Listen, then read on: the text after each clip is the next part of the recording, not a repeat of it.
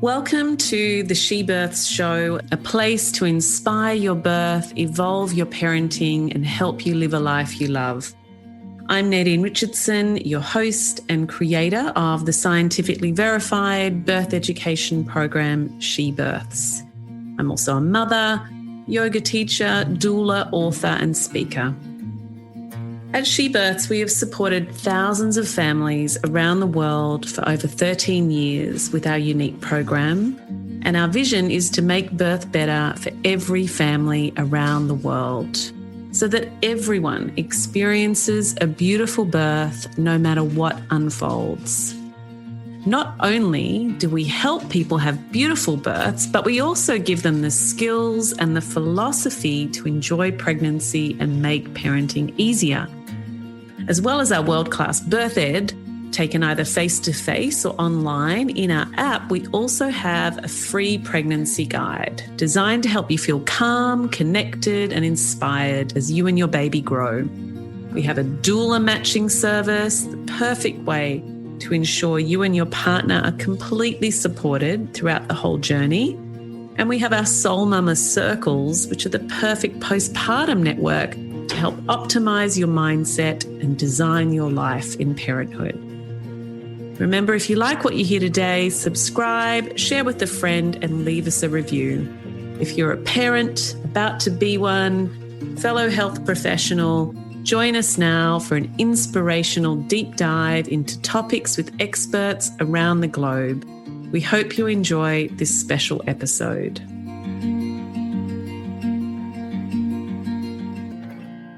Today's podcast is with Liz Wilkes, who is the Managing Director and founder of My Midwives.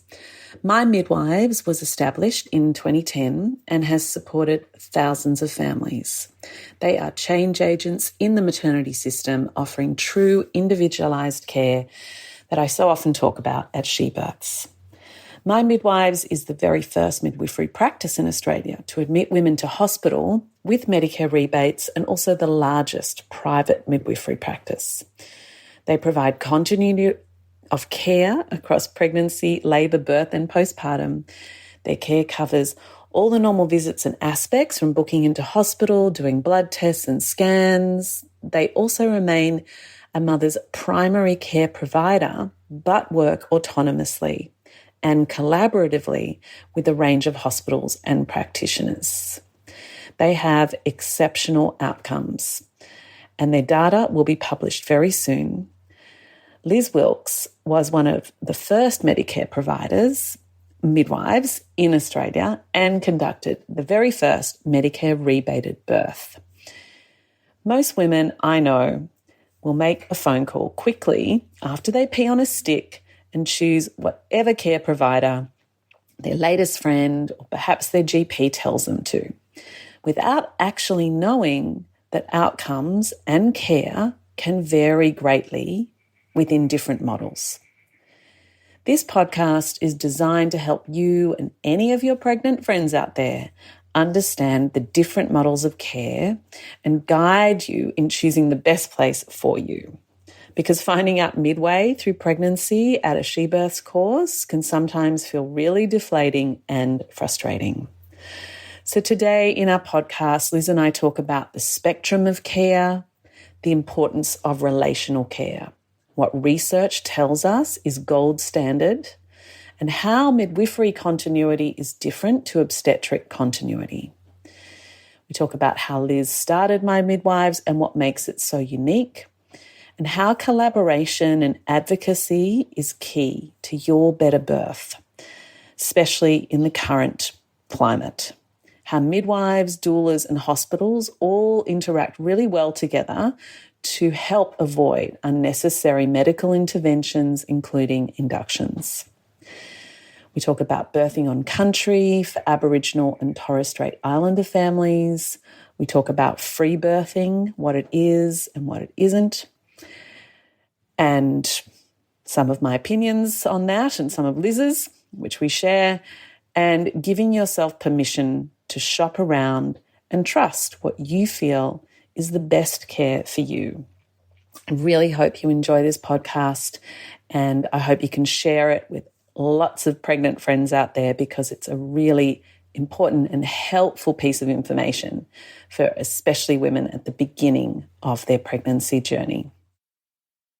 Liz Wilkes from My Midwives, welcome to the She Births Show. Thank you for having me. I'm so excited to be here, actually. Yeah, I'm so excited to have you all the way from Toowoomba, across the border, talking to me.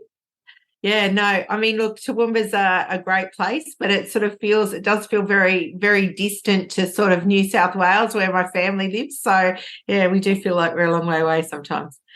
But what you've done up there, Liz, is pretty groundbreaking, and that's why I've got you on the show today. I think what you're doing, the work that you're doing and that your team are doing, and the model of care that you have created is so unique. I really want everyone to hear about it. And, you know, I know you're an expert midwife, but also you've got so many years of experience now of working and interacting with systems and different types of providers. And yeah, so there's so much we're going to cover today that I just know is really, really helpful to all the pregnant women out there. Yeah, no, look, it is. I'm in a fairly unique space, to be honest. I do know that of myself, in that, you know, there's all of the clinical part of it, and I guess that model development and I don't know, I suppose just even the intricacies of clinical care. But then there is that massive political policy advocacy sort of acumen that I've got, and the experience that I've developed in that gives me kind of a really weird sort of flavour to what I talk about. Well, let's jump in and maybe give people a little bit of understanding of the whole sort of context and choices that pregnant women have within Australia. And we'll go sort of Australia-wide, and then we could even talk, I suppose, about the differences between Queensland and New South Wales, because they are really different. Yeah. East Coast. But yeah, when a woman pees on a stick, Liz, yeah, what she generally does, tell me if you think I'm wrong, is literally panicked and just automatically like book into the care provider that her last best friend utilised and told her about. Yeah, look, women go in one of two ways. They either do that, or they pop off to their local GP, and this is no slight to the GPs, but often the GP will go, you've got private health insurance or not. If they've got private health insurance, pop them into, you know, the closest obstetrician or the obstetrician at the hospital that that's close by or whatever, or sends them off to the public health system. And it's unusual for women to actually sit down and have a discourse with anybody about all of the options that they've got available to them. And particularly in a local area, you rarely get women to sort of go, oh, you know, I've got all these alternatives available to me. So yeah, it's tricky for women to actually get that information. It is. And then I often meet them, you know, around the 24-week mark at birth education, and they often go through the program and do start questioning, you know, the model of care that they have, and if they're going to get the right amount of support.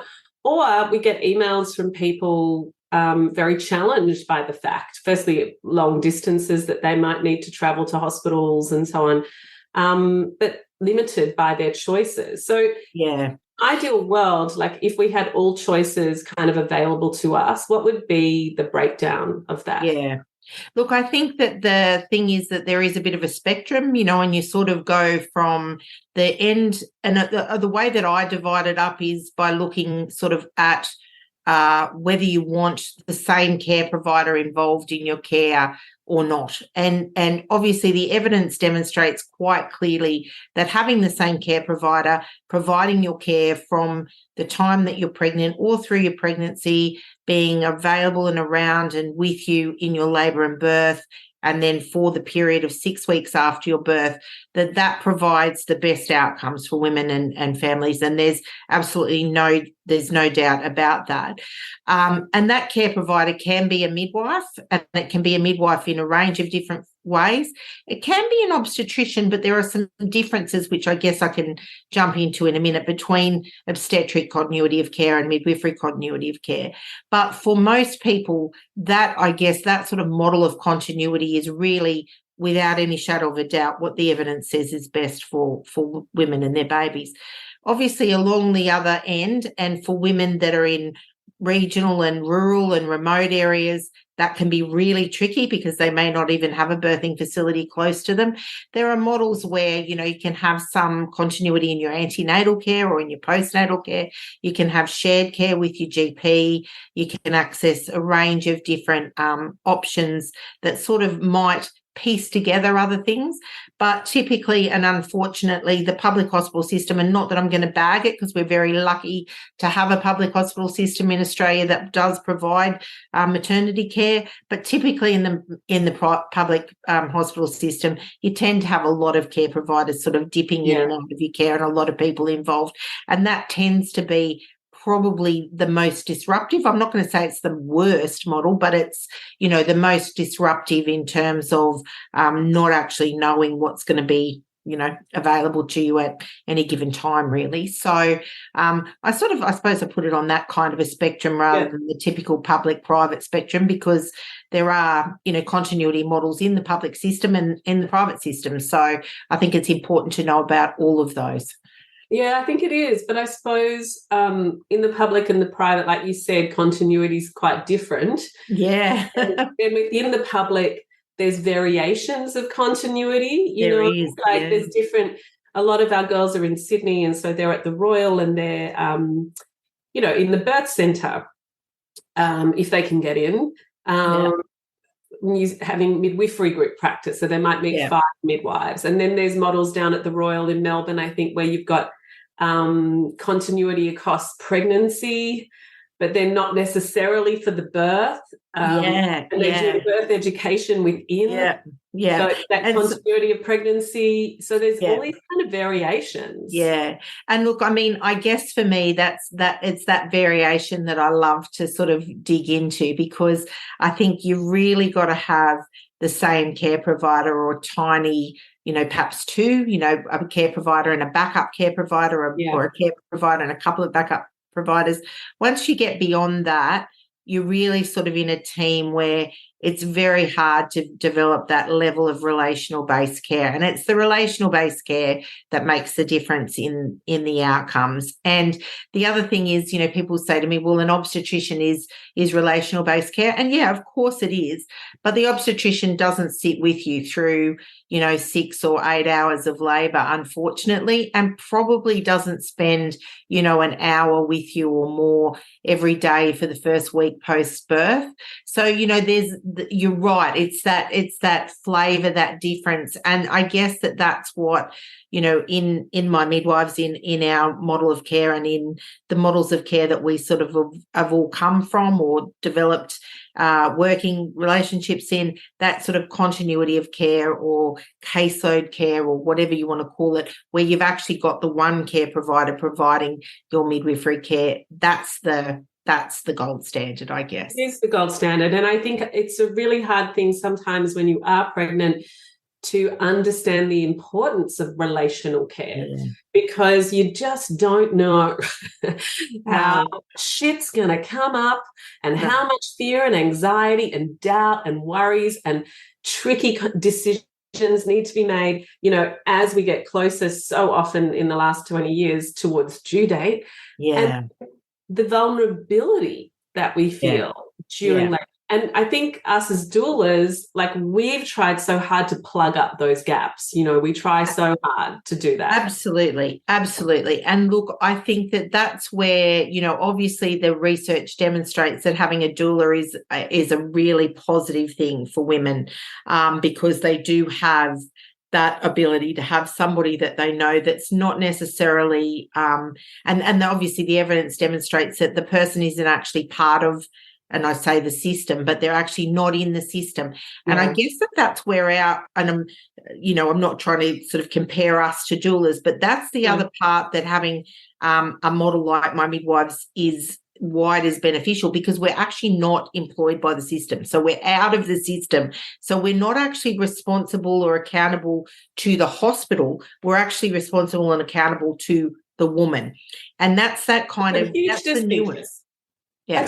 That's just a huge distinction. And again, people don't understand that until, often there's real tough decisions maybe to be made or advocacy that needs to happen and so on. So let's talk people through like what the My Midwives model is like, because your pregnant women can birth in a hospital or at home or, public or private. Like, tell us, how does it all work? Yeah, so look, because we're basically what's called Medicare endorsed midwives or endorsed midwives. So we've registered as midwife, got 5,000 hours of clinical practice, prescribing course, and then we get a Medicare provider number. And so the midwives that work with us are in little pods, little groups, usually of 6, with 3 pairs of 2 normally. And each midwife has a sort of a caseload, and I don't like the word caseload, but like a group of women for whom they're providing their care,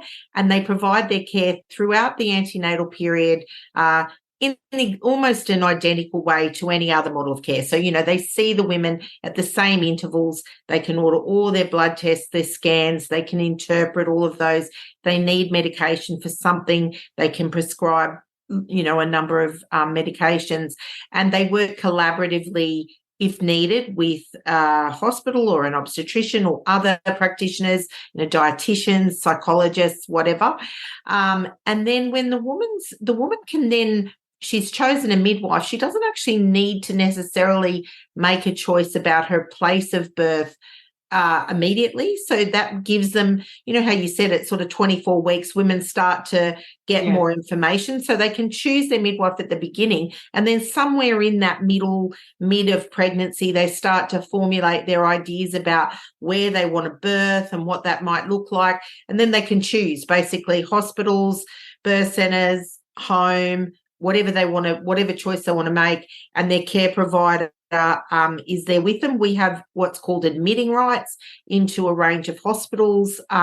So we actually admit the women as our own, I don't want to use the word patient again, but as our own client, and provide their care. So there's no hospital staff necessarily involved unless we need them to be. So sometimes we'll need a hospital obstetrician for some reason, or, somebody like that. But the midwife is actually providing all the care, catching the baby, doing the, whatever needs to be done. And then when the woman's had a baby, the midwife's the person who checks the mother, does anything that needs to be done for mum, anything that needs to be done for bub. If you're staying in hospital, they check mum and bub over and then transfer them to the ward. If they're going home, check mum and bub over and then transfer them home. And then we see women sort of every day for the first 7 days, and then sort of whatever they need up to about 6 weeks and 6 days.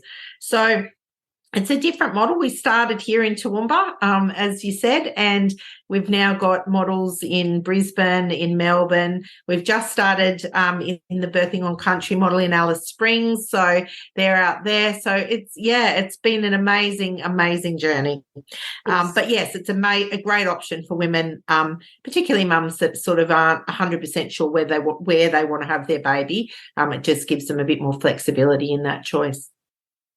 It's so fantastic because, like you say, it is about gathering more information. We're trying to get a friggin' PhD on pregnancy and birth in 6 months, and and also trying to rewire and forget all the crap that we've been it's intense. It's such a difficult thing. And I think I really try to sort of say to women, look, if you can choose a model or a care provider or, those sorts of things at the beginning, and actually look for one that gives you as a smorgasbord of choices as you go along, you can fill gaps. So like sometimes people will say to me, oh, well, I have to go to the public system. And I'll say, well, consider what gaps you need to fill. Maybe a doula might help you to fill those gaps, or all sorts of different things that you can choose. But if you can choose your model and your care provider and you've got that ability, that's something that's there in your local area, then that's the way to go. And then try and work around that as you move forward into places and the decisions that you make around what you want in your birth. Yeah. And now for a quick break. At She Births, we believe that pregnancy, birth, and matrescence, the sacred postpartum, is an awesome rite of passage. Our free holistic pregnancy guide offers you 6 months of weekly support. Drop straight into your inbox, or within our free She Births app, you can get content that will nourish your body, mind, and soul. You can enjoy prenatal yoga videos, great recipes, birth affirmations, course discounts, and more. From me and my team, the creator of the world's only scientifically verified antenatal classes, it is our gift to you. Sign up today and receive the free holistic pregnancy guide at shebirths.com/PG. That's shebirths.com/PG. It's so cool what you're doing. I'm so excited for you coming to Sydney. Well, we really, really hope so. We're getting closer now, thank goodness. It's been I think the first time we talked about this, it was quite some time ago, but, it has been different because, as you alluded to at the beginning of the chat, the advocacy that's been needed to sort of get things moving in New South Wales has been quite a lot, really, because many other states are, up and running with this model, have been running with it. We've been in Queensland for 13 years, to not have it available in New South Wales and in Sydney is crazy, actually, just crazy. So I'm pleased that we're getting close. I'm so happy that you are getting close. And I mean, already, Queensland is just like winning, hands down, compared to New South Wales at the moment in terms of like funding for midwifery care. Yeah. You being around for 13 years, like the choices and the rebate options. Yeah. So look, I mean, so to have Medicare rebated care, we've done, Queensland has had nearly 5,000 Medicare rebated births. So obviously, we're a private provider. We're not in a hospital system, but we can both bill women and bulk bill women Medicare for their births, depending on their circumstances and the situation and the model that they're in. But yeah, so if a woman's paying for a birth, say in Queensland, she pays around $2,000. I think it's around $1,900, but close it up to $2,000. She'll get at least $1,100 of that back, and sometimes even more. Sometimes she'll get all of it back. Oh my God! Like it is that it makes it very much an achievable option for women. Women that have wanted private midwifery care for a long time have often said, to have a home birth is many thousands and thousands of $8,000. Yeah, so this makes it a much more affordable option for women to actually be able to choose to have a private midwife, really. Oh my God, it's just so exciting. I think you're going to be so busy when you do get up and running. I hope so. I really, really hope so. Because I'm such a huge believer in this model of care. So tell us a little bit about, these visiting rights and admitted rights and so on for the midwives. Like, how hard is that for you to get off the ground? Look, it was really hard in the beginning, but now it's like business as usual. So in when we started in Toowoomba, we had to sort of go through a whole process of the midwives getting credentialed at the hospital and getting admitting rights and signing sort of our names in blood almost to get in the door. But now that we understand the process and what's involved, it's actually very easy once you've actually got the documents and things in place.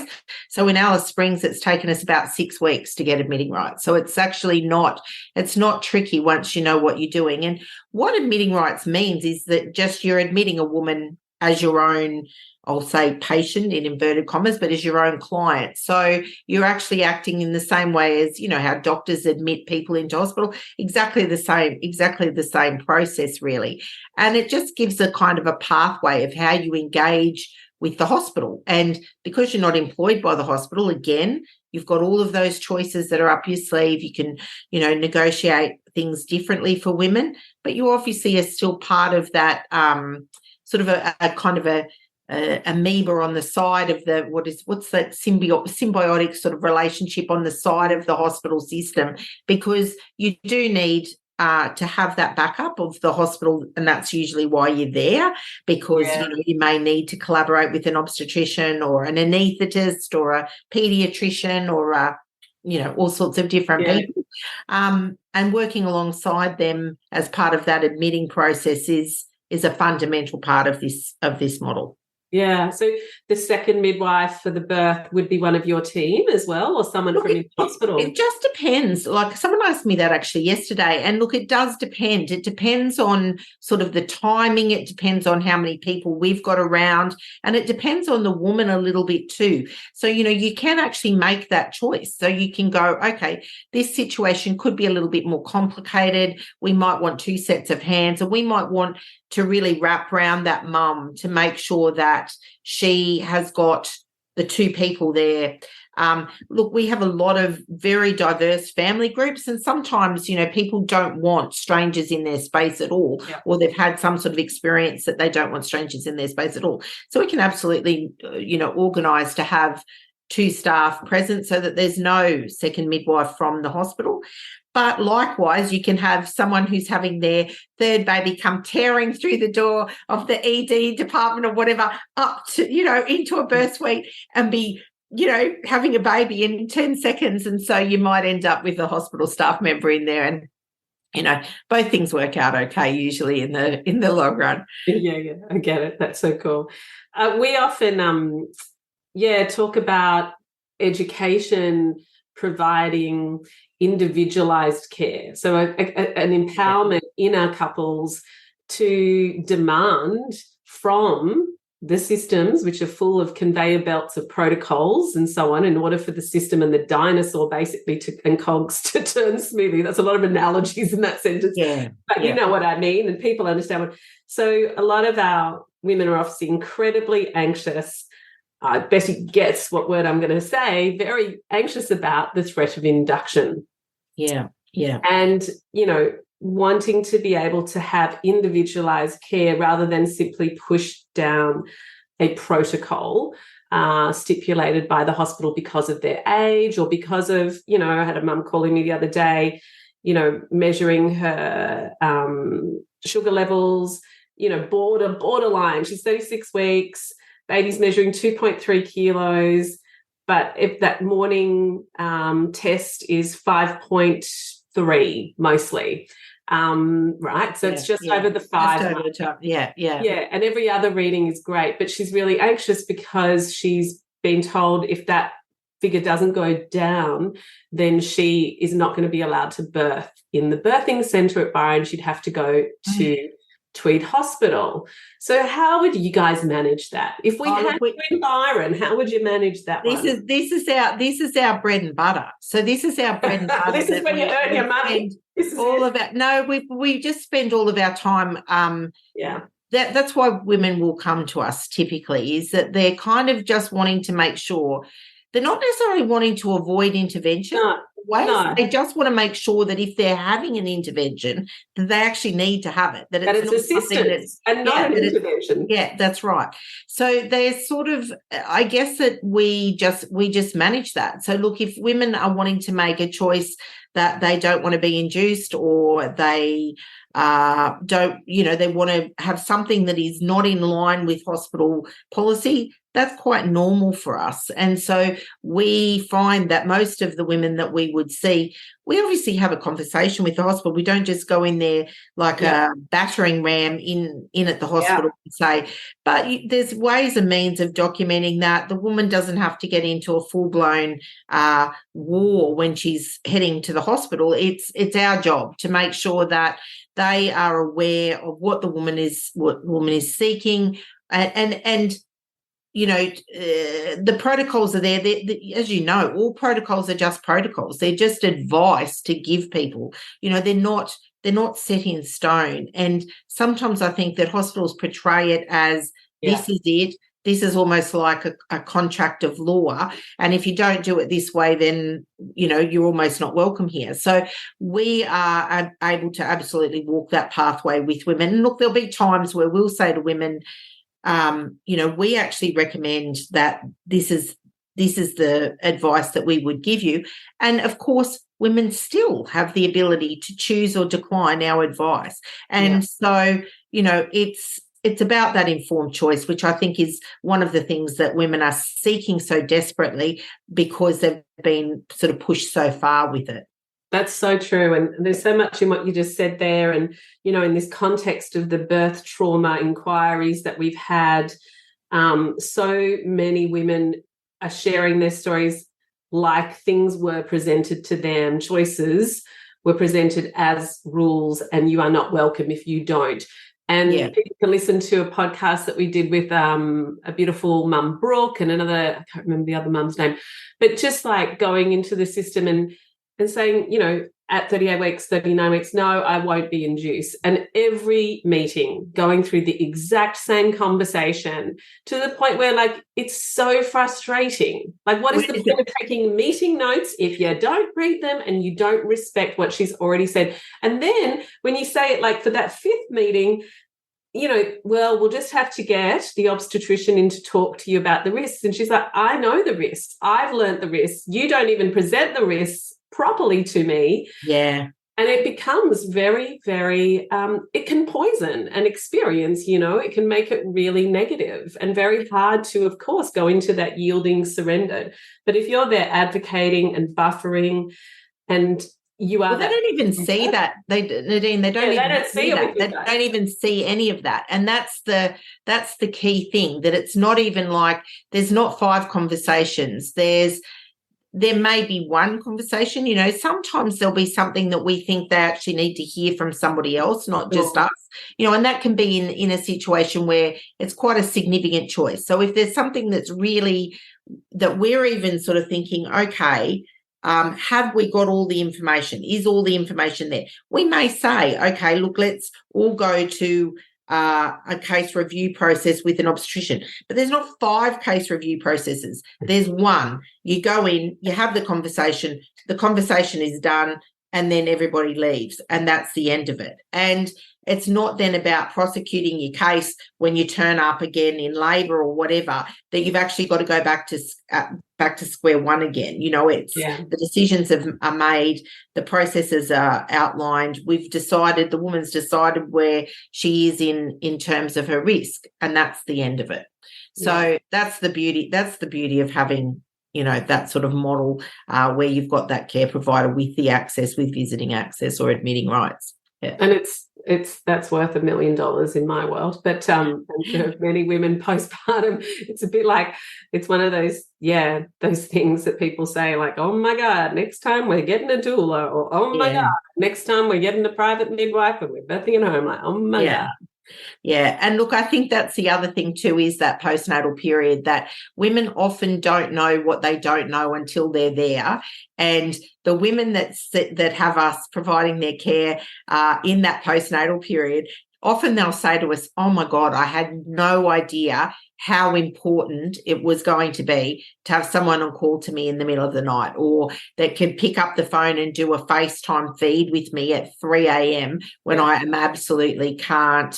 I just don't know what's going on. I can't get going, So that sort of stuff is also worth its weight in gold. And I think particularly when you've got that relationship that's gone through the whole period together, it's really tailored advice, because, sometimes when you're sort of seeking out that advice postnatally, you've had a whole experience. And so knowing all of that, the midwife is able to actually tailor and duck and weave to where the woman is, particularly in her headspace, in that early postnatal period, which I think is just amazing. It's just gold. It is gold. It really is. And there's so much tenderness and holding that comes, I think, when you can have those consultations at home. It's so critical. Oh, absolutely. Look, I think about it and, think about sort of some of the responses. Occasionally the midwives will take a photo of a woman as they're coming in the door who's one of our, a darling that we've seen for a few different babies or whatever. And she's there and she's a bit bereft in her jammies or whatever. And she's like, oh my God, thank God you're here, but they don't have to get up and go anywhere. The midwives are just used to everything that's going on in the home, whether it's kids running around, whether it's whatever it is. And they can just sit there and be in the space, truly sort of just being with the mum and working through whatever issues, she's facing on that particular day, which is, pretty amazing, really. And it's kind of the way it always was, really. Yeah. And look, the funny thing is that as we've gotten deeper and deeper into the sort of birthing on country models, which we're heavily involved in as well, and looking at, our First Nations families and the grandmas and the grandmothers-laws and the things that they did for forever. They've done them forever, ever and ever. And we've got a lot to learn from a lot of those systems of care that have just existed and that we don't, we haven't utilised in our society. Yeah, we've been pulled away from that over the last, 150 plus years. Yeah. So can you tell us more about birthing on country for people who don't understand what that means? Give us a little run. Yeah, look, I'll give you just an overlay of that. Obviously, as a white woman, we're just supporting a model really more than anything else. But basically what that model is where you've got a group of endorsed midwives, exactly the same, like a My Midwives group, that are actually embedded in an Aboriginal community-controlled health service to provide them with a model of care called Birthing on Country, which is based in culture, in the community, responds to the community's needs, has wraparound services, so a range of different other things like social work, things like housing, dealing with or psychology, all sorts of other modalities. The women aren't actually birthing necessarily on the ground, as in like they're not actually birthing on their own land, as in home birth, but they're birthing on country because Australia is their country. And so they're birthing within that specific model that's based in First Nations governance, in First Nations cultural support, and with midwifery continuity of care. So we provide, I suppose, the tiniest little speck of it in the midwifery continuity of care, but everyone has a Aboriginal cultural worker or an Aboriginal midwife, depending on what sort of model it is, working with them as well, so that they're actually provided care in a truly culturally based method, I suppose. Yeah, wow. Does anyone get to have a home birth in Alice, or? Well, look, at the moment in Alice, we've literally only been up there since the end of July, so we haven't had any home births up there as yet. We've got a birthing on country model in the north of Brisbane as well, and we've been working in that model for it's nearly 3 years, and certainly women have got choices around what they want to do in those models of care. Alice will take us a while to actually get the program fully running. And look, I guess the main thing to say is that sometimes hospital is actually not a bad place for some women to have a baby. Sometimes there's a bit of complexity that can make it an appropriate place. But if you've got your own midwife that's actually, like, I suppose, looking after you from the beginning, it does make a big difference when they're not actually employed by that hospital. They're actually in a completely different realm. They're working for you and not for the hospital. So that's the difference that we see both in the data and in the sort of satisfaction of the women. Absolutely. And I suppose for anyone who's out there listening, you can hear some of the stories of birth trauma and racism down the South Coast, and the origins of the creation of the Waminda birthing centre there, and also the last day, the most recent day of the birth trauma inquiries was from women sharing just really horrific racist experiences. And we've worked alongside Wominda we're consultants on that project as well. We're not actually based in the model there, but we're providing support as they transition into admitting rights as well, which they will have in the next little while. It's incredible stories that have come from that birth trauma inquiry, and I think it will be one of those sort of sentinel moments, I think, in New South Wales history where we actually see some real change come out of women's experience and women's voices. Yeah, well, we'd definitely like to see that, absolutely. And now for a quick break. Contrary to popular culture, She Births believes that childbirth can be the best day of your life. It is designed perfectly to be empowering, enriching, and bonding. An awesome rite of passage. Our childbirth education programs have helped thousands of families around the world since 2008, allowing families to not only feel empowered through education, but also connect with their innate birthing wisdom to create the best birth possible and begin their parenting journey with confidence. She Birth's unique methodology was scrutinised in university trials and has been published in the British Medical Journal for improving birth outcomes for both mother and child. I'd like to invite you to begin preparing for birth today. Just go to shebirths.com to discover our 2-day weekend face-to-face courses or access the online courses from anywhere around the world. That's shebirths.com. Create your beautiful birth with the world's only scientifically verified antenatal classes. So let's maybe talk a bit about some of any other stories or special moments that might have stuck with you over the years. I mean, are you still catching babies? You're not. I haven't. I'll be really honest and say that it's just over 12 months. It's about 13 and a half months since I caught a baby, which is really, really sad for me. And the last birth is a very special birth. The last birth is one of our student midwives, and she's had 3 babies with my midwives. And her primary carer primary carer has been the same midwife all the way through, and was for her last baby. And his mum was actually in intensive care on the day that this baby was born. So she wasn't actually there, and it was like, Liz, you're going to have to go and catch this baby. And so it was one of those moments of me going, because I've known this student midwife for all of her births as well, but haven't been involved in them or haven't been her primary carer. So it was a moment where I thought, God, she's going to be really disappointed that it's me. So she wasn't. She was very excited that it was me. She would have been very excited. But it's been really funny because to say to her, look, this is going to be my last birth. This is going to be the last birth that I actually facilitate myself. I'll start to cry.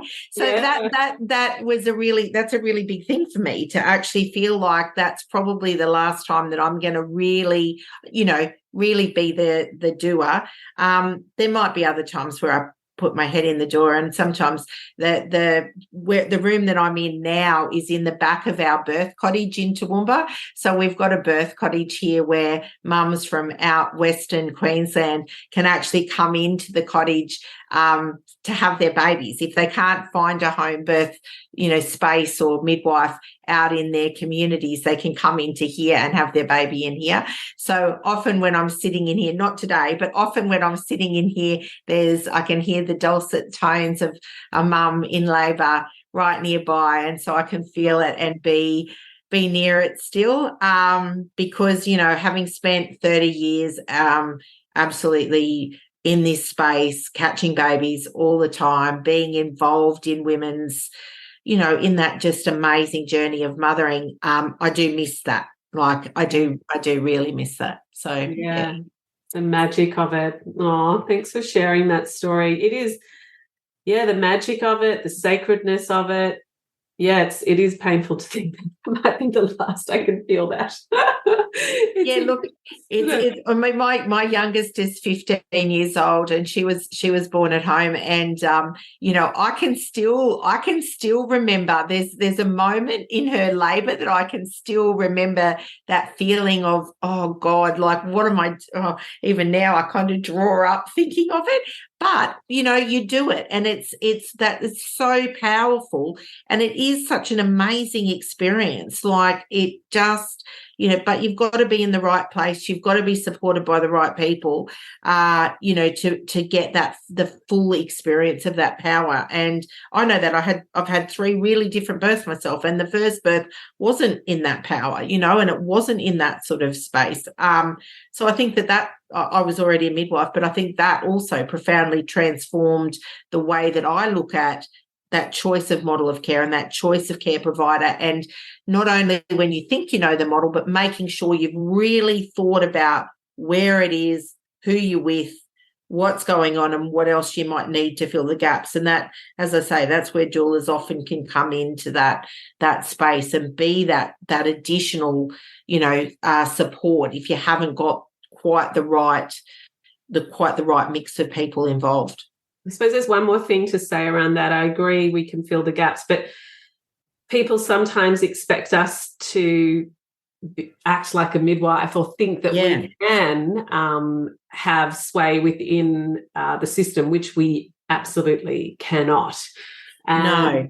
We can only give you information to help you make choices, and we can work those through with you and give you alternatives and ideas and suggestions and so on, and help you with emotional regulation and all those sorts of important things. But yeah, I can't go and sit in a boardroom or talk to, an obstetrician about inductions and stuff like that. And look, I think that that's a really, really critical point that I guess we're almost at the edge of a precipice around that a bit. I think that women are sort of understanding that they need that really high level of advocacy, and they need somebody that's actually going to be not only an advocate, but can do it and can do all of that. And I guess that it's important to recognise the difference in the roles. It is important to know that a doula can't take the place of a midwife in that space, and they can't take a place of a midwife in other spaces as well, because there is a significant rise in women birthing outside the system with a doula and no midwife. And look, that is a choice, but I think it's a really important thing to delineate who's doing what and what their level of expertise is and what they can bring to that space for each and every woman. Yeah, just like, a midwife doesn't take the place of an obstetrician. I think there are places in Africa, that have trained midwives to perform C-sections, but they're not generally trained surgeons, That's exactly right. And look, we're experts in physiological birth. We're also experts in detecting when things are not going to normal and being able to hold the space for the woman in that. But when it's not in that, I don't want to do a cesarean section. I don't want to be, an expert in surgery. Like, I want to be an expert in normal birth. I want to be an expert in physiological birth. So it's that delineation of all of those layers that I think, it's really important that we acknowledge that there's a different skill set for everybody that's in the maternity care space. Yeah, and different layers of safety as well, different qualities of safety. Absolutely. To make a little statement to people out there that might, are starting to hear about free birthing. That's what we mean by birthing outside the system, and then wild pregnancy. So it's a huge responsibility that some women or families are choosing to walk this path.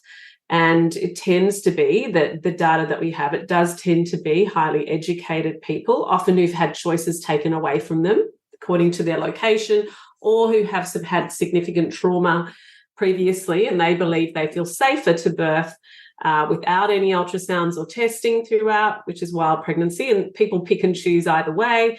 They might do one scan, or they might do some tests, but then not have a midwife there for the birth.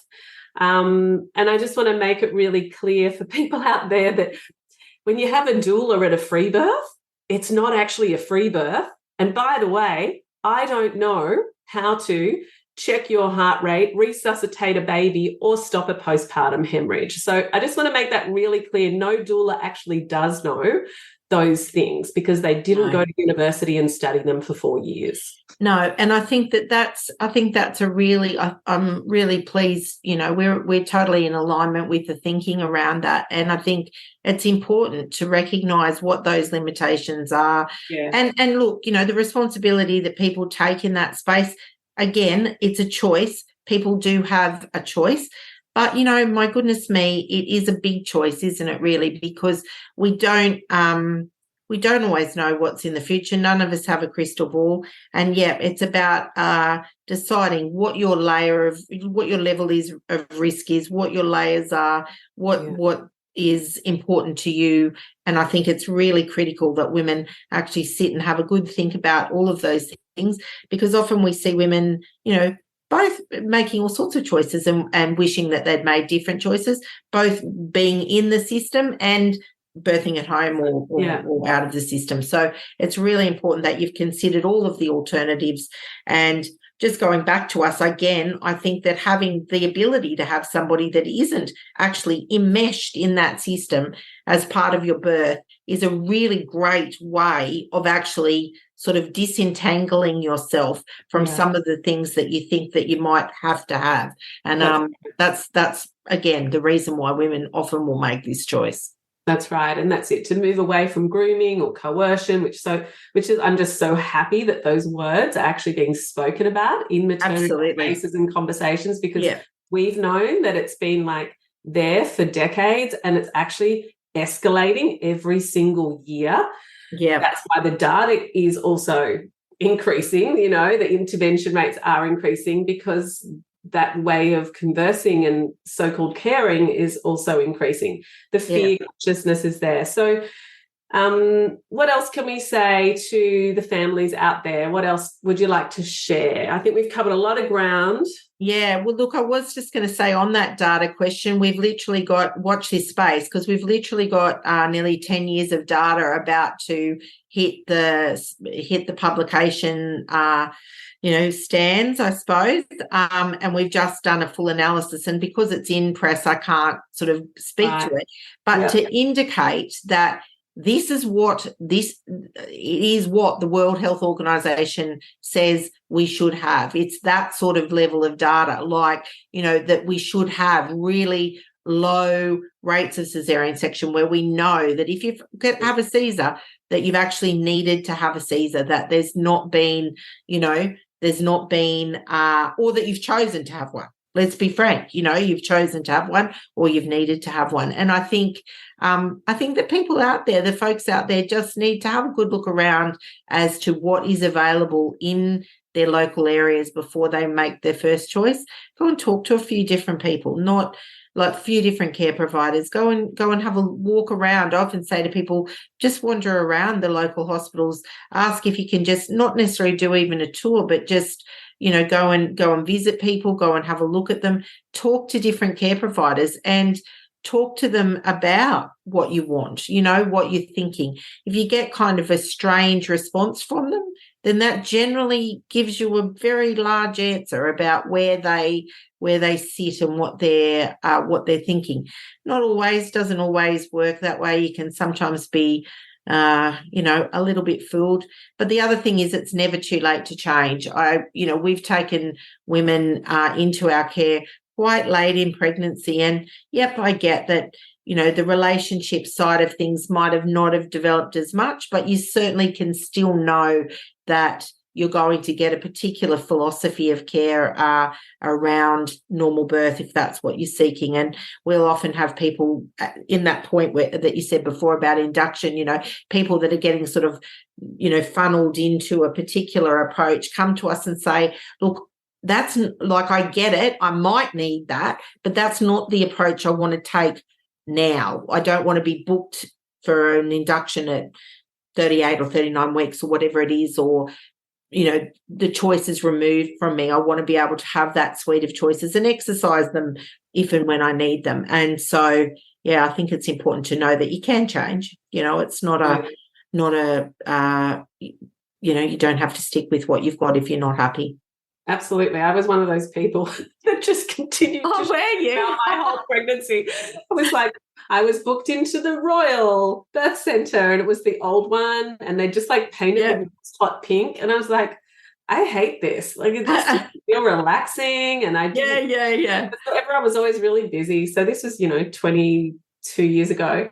Yeah. And we were living in Bronte. And so then I went over to RPA Birth Centre, and it just felt like warmer. And they had the little cottage beside the hospital at St. George, and it was the big spa tubs. And I was like, I feel we're at home here. This felt good. And then I just got like misdiagnosed with a UTI, which was actually, symphysis pubic disproportion that instead, and put on antibiotics, and I didn't need them because the girls were always rushing, and I was always going through. And I was like, what is this? Like, I'm just not enjoying this. And I was at, God bless Marie Burroughs's birthing rights centre in Bondi Junction. We had that 10 weeks. So actually you pay for like 2 months, but you actually just keep going until you give birth. It's hilarious. Up each week and having a little nap on the sofa. Doing visualizations. But we like, this woman, Maggie Lecky Thompson, I'd really like to have her. And, I ended up getting the wonderful Hilary Hunter, who also worked at Springs. Set up the birth centre at the Royal, and I was, her last client. So my son Leroy was her last baby, and I don't know how it happened, but it was magic because her husband said, I don't know why she took you, because like she gets like 10 calls a week of people looking for a private midwife. For some reason, she just felt to call us back, and she took me on, I think I was 37 weeks. And couldn't have asked for better care, never regretted a moment. I know I would have had a very different outcome physically and emotionally. Just profound. The profundity of it. And I think what she really brought is something that I continue to carry on, is the sacredness of birth. And I can hear that in your voice when you talk about that magic of being there when the baby arrives and doing that last birth. And that's, I've realized through writing my book, which I'm nearly finished editing, but that's really what it's always been about. It's always been about, like, how do I protect and create the sacredness of birth for this family, for this child? And that's what we're doing in our work, all of us together. Absolutely. Yeah, you just got to feel that from somebody. And when you feel that resonance in your heart and your soul and your goosebumpies, whatever it is, go that path. Just trust that. And if you don't feel it, keep looking. That's the thing that I say, you will actually know. I say to women, sometimes, they'll come sort of saying, I don't know what to do, friends, kids, and, those kinds of people. And that might not be that they might not be in a location that's close to me. I say, look, just stick with it.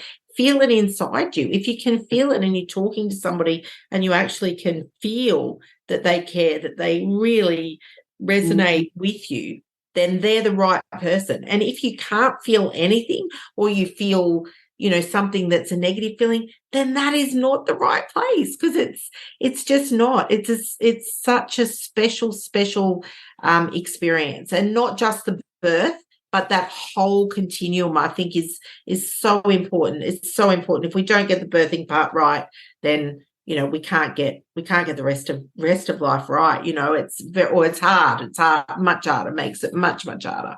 Absolutely. Amen to that. Amen to women knowing. Amen to women choosing. Amen to women having lots of choices. Amen to your data coming out. And thank you. If you weren't running My Midwives, I'm pretty sure you could have been a Middle East diplomat potentially. I don't know. Very, very good at managing lots of egos and personalities. Oh my God. I must admit that when I wander around Parliament House sometimes, and not that I like politicians per se, or, whatever, I do walk around there and go, I think that probably I would have ended up in that space in some ways if I hadn't loved so much what I do now, because it is that kind of, just that dance of trying to make sure that you can, smooth it all over, make it all come together, change it, push it forward, all that sort of stuff. Well, you're a godsend. We love you, Les. Thank you. Thanks so for much. the work that you do, and thanks for sharing with our families today. No problem at all. Thanks for having me on. I'm Nadine Richardson, and you've been listening to the She Births Show. If you've enjoyed this episode, please subscribe, share with a friend, and leave us a review. We'd love to know what you would like to hear more of. You can find me and my team of amazing doulas and educators at shebirths.com and our awesome community on Instagram and Facebook. Within any good app store, you can download our free pregnancy guide via She Births, 2 separate words and plural, as well as access our range of online courses. Remember, when it comes to having a better birth, an easier transition into parenthood, your education is your empowerment. Don't forget to check out the catalogue of previous podcasts, and thank you for tuning in today. I hope you enjoyed the show.